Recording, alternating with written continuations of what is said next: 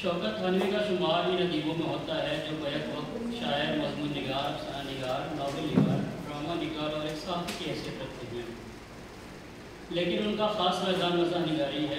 مضمون ہو یا افسانہ، ناول یا ڈرامہ، وہ ہر جگہ اپنے پسندیدہ رجحان کے مطابق مزاح پیدا کرتے ہوئے نظر آتے ہیں۔ شوکت تھانوی نے مذکورہ اصناف کے علاوہ خطہ نگاری کی بھی آزمائی کی ہے۔ ان کے خاکوں کے دو مجموعے، پہلا شیش محل اور دوسرا قاعدہ بے قاعدہ۔ پہلا مجموعہ شیش محل 1943 میں ایم ظہیر الدین پبلیشر نے لاہور سے شائع کیا، جو 240 صفحات پر مشتمل ہے۔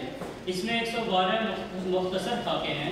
اس کتاب کے بارے میں خود شوکت لکھتے ہیں، اقتباس: یہ تذکرہ کسی مورخ کے کام آنے والی چیز نہیں ہے، اس لیے کہ اس میں ادبی حالات سے زیادہ نجی حالات پیش کیے گئے ہیں، اور وہ بھی ایسے کہ ان کے غلط ہونے کا احتمال صحیح ہونے سے کہیں زیادہ ہے۔ اس لیے کہ میں نے جو کچھ لکھا ہے وہ میرا ذاتی مطالعہ ہے، اور مجھ کو اعتراف ہے کہ میں نے اپنے مطالعے کو ہمیشہ غیر مسند سمجھا ہے۔ اقتباس ختم۔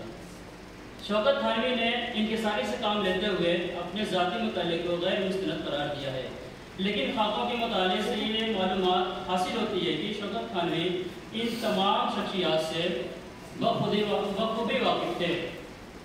ریڈیو اور صحافت کی ملازمت کے دوران ہندوستان اور پاکستان کے ادیبوں اور شاعروں سے تعلق قائم ہوئے، اور ان کے اچھے برے پہلوؤں کو بہترین انداز میں خاکے میں بڑھتا ہے۔ شوکت تھانوی کے دوستوں کی فہرست میں معروف اور غیر معروف افراد شامل تھے۔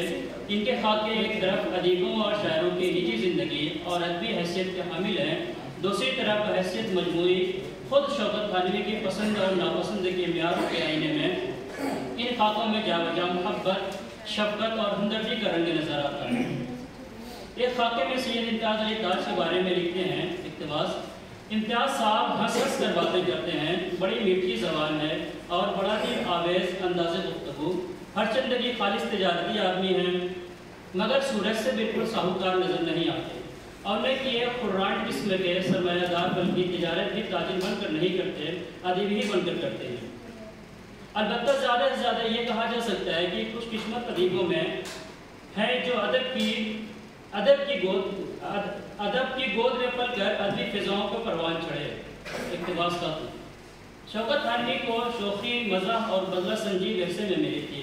ان کے والد بھی ایک زندہ دل انسان تھے۔ ان کی زندہ دلی کے چند واقعات شوکت تھانوی نے اپنی آپ بیتی بدولت میں تحریر کیا ہے، جس سے اندازہ ہوتا ہے کہ ان کے زندہ دلی ورثے میں ملی تھی۔ شوکت تھانوی کے بہت سے واقعات ہیں جو طنز و مزاح سے بھرے پڑے ہیں، جو انہوں نے ماں بدولت میں نقل کیے ہیں، جس کو قاری پڑھ کر لطف اندوز بھی ہوتا ہے۔ دیوانہ گورکھ پوری سے پہلی ملاقات مجنو گورکھ پوری کے ذریعے ہوتی ہے۔ مولوی محمد فاروق دیوانہ، جو کہ مجنو کے والد ہیں، اس ملاقات سے شوکت تھانوی پر کیا اثر ہوا، مزاح کے ذریعے تحریر کیا ہے۔ اقتباس: گورکھ پور کے ایک مشاعرے میں مجنو صاحب گورکھ پوری نے اپنے ہی قد و قامت کے ایک بزرگ سے تعارف کرایا، والد صاحب سے ملیے۔ معلوم ہوا کہ مجنو صاحب کے والد محترم کا تخلص دیوانہ ہے۔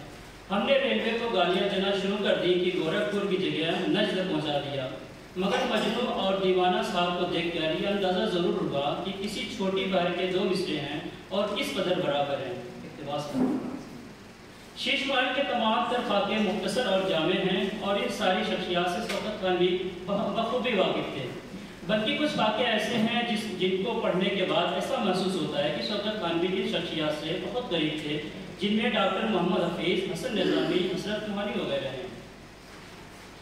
دوسرا مجموعہ قاعدہ بے قاعدہ ہے۔ یہ مجموعہ محمد طفیل پبلیشر لاہور سے شائع ہوا۔ اس مجموعے میں 31 خاکے ہیں جو بہت ہی مختصر ہیں۔ ان میں سے خاص خاکے یہ ہیں: امتیاز علی تاج، احمد شاہ فطرت بخاری، میرا جی، جوش علی آبادی، خدیجہ مستور، رشید احمد صدیقی، منٹو محمد طفیل، مولوی عبدالحق، مرزا یاسر یگانہ وغیرہ۔ شوکت تھانوی کی یہ کوشش تھی کہ اس قاعدے میں صرف زندہ ادیبوں کا ذکر آئے، مگر وہ اپنی کوشش میں مکمل طور سے کامیاب نظر نہیں آتے۔ ان میں بعض ادیب ایسے ہیں جو کتاب شائع ہونے سے پہلے دنیا سے رخصت ہو گئے تھے۔ ان شخصیات میں شاعر بھی ہیں، صحافی بھی ہیں اور نثر نگار بھی ہیں۔ یہ قاعدہ بڑھتی عمر کے بچوں کو مخاطب کر کے لکھا گیا ہے تاکہ اس کے مطالعے سے ان کی معلومات میں اضافہ ہوتا ہے۔ کچھ اقتباس اور چھوڑ دیتا ہوں۔ शौकत थानवी के बारे में मिलता है कि ये एक हाजिर जवाब और हाजिर दिमाग शख्स थे। खुद इनकी बेगम ने इसकी तारीफ की है। ये भी कहा जाता है कि ये न सिर्फ दूसरों पर फिक्रे कसते थे बल्कि अपने आप को भी माफ़ नहीं करते थे।